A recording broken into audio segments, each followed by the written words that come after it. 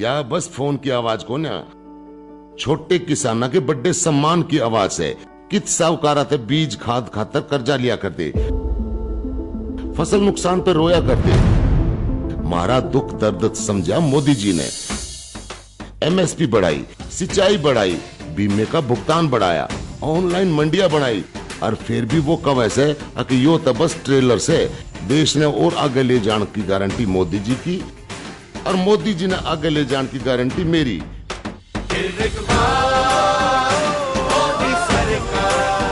कमल का बटन दबाएं, भाजपा को जिताएं। नमस्कार, आकाशवाणी चंडीगढ़ से प्रादेशिक समाचारों के साथ मैं निधि मुंजाल। पहले इस बुलेटिन के मुख्य समाचार। अंतर सेवा संगठन कमान नियंत्रण और अनुशासन अधिनियम आज अधिसूचित कर दिया गया है। भारत निर्वाचन आयोग ने लोकसभा आम चुनाव 2024 लड़ने वाले उम्मीदवारों व राजनीतिक दलों के लिए चुनाव के दौरान हिदायतों के दिशा निर्देश जारी किए हैं। अंबाला लोकसभा क्षेत्र से भाजपा प्रत्याशी बंतो कटारिया के समर्थन में भाजपा के राष्ट्रीय अध्यक्ष जेपी नड्डा ने आज पंचकुला में रोड शो किया और आज चंडीगढ़ में विजय संकल्प रैली में भाग लेंगे। और चंडीगढ़ से भाजपा के प्रत्याशी संजय टंडन ने आज अपना नामांकन पत्र दाखिल किया। अब समाचार विस्तार से। अंतर सेवा संगठन कमान नियंत्रण और अनुशासन अधिनियम आज अधिसूचित कर दिया गया है। अंतर सेवा संगठनों की प्रभावी कमान नियंत्रण और कुशल कामकाज के प्रोत्साहन देने के लिए पिछले वर्ष मानसून सत्र में संसद ने विधेयक पारित किया था। रक्षा मंत्रालय ने कहा कि अधिनियम अंतर सेवा संगठनों के कमांडर इन चीफ और ऑफिसर इन कमांड को अनुशासन और प्रशासन के प्रभावी रखरखाव के लिए सेवाकर्मियों पर नियंत्रण का अधिकार देता है। ये अधिनियम अंतर सेवा संगठनों के प्रमुखों को सशक्त बनाएगा। इससे मामलों का शीघ्र निपटान होगा और कई कार्यवाहियां कम होंगी। मंत्रालय ने कहा कि इससे सशस्त्र बलों के कर्मियों के बीच अधिक एकीकरण और एकजुटता बढ़ेगी। भारत निर्वाचन आयोग ने लोकसभा आम चुनाव 2024 लड़ने वाले उम्मीदवारों व राजनीतिक दलों के लिए चुनाव के दौरान हिदायतों के दिशा निर्देश जारी किए हैं। इन दिशा निर्देशों की चुनाव की प्रक्रिया पूरी होने तक उम्मीदवारों व राजनीतिक दलों को अनुपालना करनी अनिवार्य है। हरियाणा के मुख्य निर्वाचन अधिकारी अनुराग अग्रवाल ने कहा कि सभी राजनीतिक दलों और चुनाव लड़ने वाले उम्मीदवारों को सार्वजनिक स्थानों जैसे कि मैदान और हेलीपैड निष्पक्ष रूप से उपलब्ध होना चाहिए। चुनाव के दौरान अन्य राजनीतिक दलों और उम्मीदवारों की आलोचना केवल उनकी नीतियों, कार्यक्रमों, पिछले रिकॉर्ड और कार्यों तक ही सीमित रहने चाहिए। इसके अलावा शांतिपूर्ण और विवेकपूर्ण घरेलू जीवन के लिए प्रत्येक व्यक्ति के अधिकार की पूरी तरह से रक्षा की जानी चाहिए। स्थानीय पुलिस अधिकारियों को पूरी तरह से सूचित किया जाना चाहिए और प्रस्तावित बैठक के समय व स्थान की आवश्यक अनुमति समय रहते सही तरीके से ली जानी चाहिए। उन्होंने बताया कि प्रस्तावित बैठक के स्थान पर यदि कोई प्रतिबंधात्मक या निषेधात्मक आदेश लागू हैं तो उन आदेशों का सम्मान किया जाना चाहिए। इसी प्रकार प्रस्तावित बैठकों के लिए लाउड स्पीकर या ऐसी किसी अन्य सुविधा के उपयोग के लिए अनुमति प्राप्त की जानी चाहिए और बैठकों में गड़बड़ी या अव्यवस्था पैदा करने वाले व्यक्तियों से निपटने में पुलिस सहायता प्राप्त की जानी चाहिए। उन्होंने बताया कि किसी भी जुलूस को शुरू करने और समाप्त करने के समय व स्थान तथा मार्ग को अग्रिम रूप से पक्का किया जाना चाहिए और पुलिस अधिकारियों से पूर्व अनुमति प्राप्त करनी चाहिए। जुलूस का मार्ग यातायात को बाधित नहीं करना चाहिए। मुख्य निर्वाचन अधिकारी ने बताया कि चुनाव में लगे सभी राजनीतिक कार्यकर्ताओं को बैज या पहचान पत्र दिखाना होगा। मतदाताओं को जारी अनौपचारिक पहचान पर्ची सादे कागज पर होनी चाहिए और जिस पर पार्टी का कोई नाम या निशान या उम्मीदवार का नाम नहीं होना चाहिए।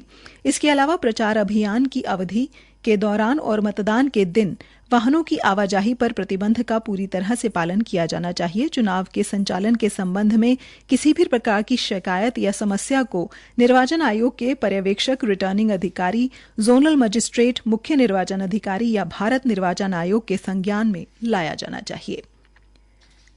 चंडीगढ़ से भाजपा के प्रत्याशी संजय टंडन ने आज चंडीगढ़ में अपना नामांकन पत्र दाखिल कर दिया है। उन्होंने सुबह पार्टी कार्यालय कमलम में जाकर हवन करवाया और उसके उपरांत वहां से उन्होंने एक रोड शो निकाला। सेक्टर 33 से ये रोड शो शुरू होकर डीसी ऑफिस सेक्टर 17 तक पहुंचा, जिसमें हरियाणा के मुख्यमंत्री नायब सैनी भी शामिल रहे। उनके नामांकन प्रक्रिया के दौरान चंडीगढ़ की सांसद किरण खेर और भाजपा के प्रदेश अध्यक्ष जितेंद्र मल्होत्रा भी मौजूद रहे। आज शाम को भारतीय जनता पार्टी के राष्ट्रीय अध्यक्ष जेपी नड्डा सेक्टर 27 में एक जनसभा को संबोधित करेंगे। प्रादेशिक समाचार आकाशवाणी चंडीगढ़ से प्रसारित किए जा रहे हैं। अंबाला लोकसभा क्षेत्र से भाजपा प्रत्याशी बंतो कटारिया के समर्थन में भाजपा के राष्ट्रीय अध्यक्ष जेपी नड्डा ने आज पंचकुला में रोड शो किया। नड्डा ने प्रधानमंत्री नरेंद्र मोदी के नेतृत्व में केंद्र सरकार द्वारा किए गए कार्यों को विस्तार से जनता को बताते हुए भाजपा प्रत्याशी के पक्ष में वोट देने की अपील की। मोदी जी के नेतृत्व में जो 10 साल पहले अर्थव्यवस्था में 11वें स्थान पर था, आज वो छलांग लगाकर 5वें स्थान पर आ गया। इसके साथ ही जेपी नड्डा ने कहा कि ये चुनाव केवल बंतो कटारिया का नहीं है, प्रधानमंत्री नरेंद्र मोदी के नेतृत्व में भारत को विकसित बनाने का चुनाव है। उन्होंने कहा कि सभी 70 साल से अधिक के व्यक्तियों को आयुष्मान भारत योजना के तहत 5 लाख रुपए का लाभ हर साल मिलेगा।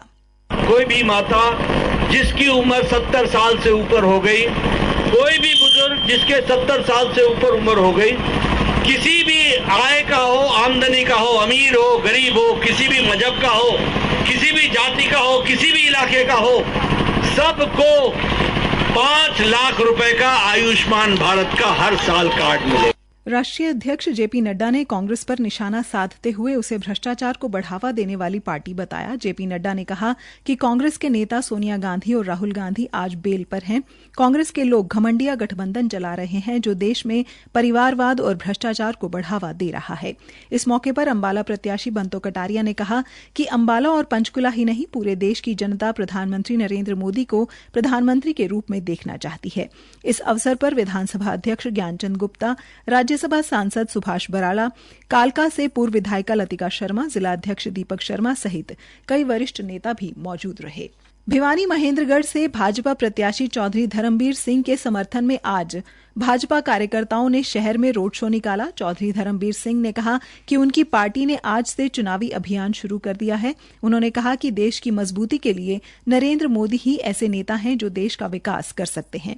वहीं वित्त मंत्री जेपी दलाल ने कहा कि भाजपा के सभी कार्यकर्ता एक होकर सभी से वोट की अपील कर रहे हैं। हरियाणा पुलिस महानिदेशक शत्रुजीत कपूर ने आज रोहतक के पुलिस ट्रेनिंग सेंटर सुनारिया में पीओपी ग्राउंड में आयोजित पूर्व सैनिकों के भर्ती के बुनियादी पाठ्यक्रम बैच नंबर S14 की पासिंग आउट परेड का निरीक्षण किया और सलामी ली। उन्होंने जवानों को संबोधित करते हुए कहा कि दीक्षांत परेड किसी भी पुलिस कर्मचारी के लिए एक गौरवमयी पल होता है। उन्होंने सभी जवानों को रिक्रूटमेंट बेसिक कोर्स की उपरांत बेहतरीन दीक्षांत परेड की बधाई देते हुए कहा कि इस बैच के सभी 452 सिपाही पूर्व सैनिक हैं। उन्होंने सेना में प्रशिक्षण प्राप्त करके देश की सेवा की है और इनका अनुभव अब प्रदेश के नागरिकों को भी मिलेगा। उन्होंने कहा कि पुलिस के हर कर्मचारी का कर्तव्य नागरिक के जान माल की सुरक्षा के साथ साथ कानून व्यवस्था बनाए रखना है। अंबाला शहर के बलदेव नगर में भी आज भगवान परशुराम जी की जयंती बड़े हर्षोल्लास के साथ मनाई गई, जिसमें हरियाणा सरकार के परिवहन मंत्री असीम गोयल भी शामिल हुए। बलदेव नगर में भगवान श्री परशुराम भगवान में ब्राह्मण सभा द्वारा भगवान परशुराम जयंती का कार्यक्रम आयोजित किया गया। अंत में मुख्य समाचार एक बार फिर। अंतर सेवा संगठन कमान नियंत्रण और अनुशासन अधिनियम आज अधिसूचित कर दिया गया है। भारत निर्वाचन आयोग ने लोकसभा आम चुनाव 2024 लड़ने वाले उम्मीदवारों व राजनीतिक दलों के लिए चुनाव के दौरान हिदायतों के दिशा निर्देश जारी किए हैं। इसी के साथ ये समाचार बुलेटिन समाप्त हुआ। नमस्कार। मैं टेम्स हूँ मना आजादी पाचे एक के कुंबे के 3-3 आदमी मुखिया बनते देखे से और फिर भी बड़े बड़े काम लटकते देखे से।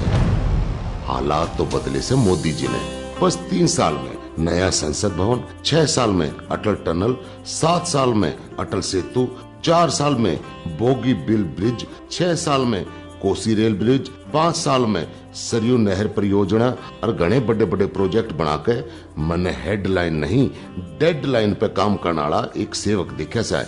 जहाँ तक मैं बनती देखो सू कमल का बटन दबाओ, भाजपा न जिताओ।